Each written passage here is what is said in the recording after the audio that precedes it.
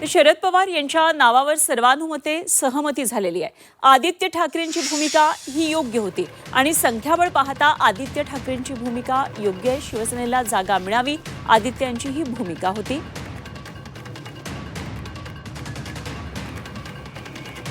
असं संजय राऊत यांनी म्हटलेलं आहे। शरद पवार यांच्यासाठी तिघांनी मिळून जाहीर केलेले आहे। आमचं जेवढी संख्या लागते जिंकण्यासाठी आमदारांची तेवढे आमच्याकडे आहे, एवढेच मी सांगू शकतो।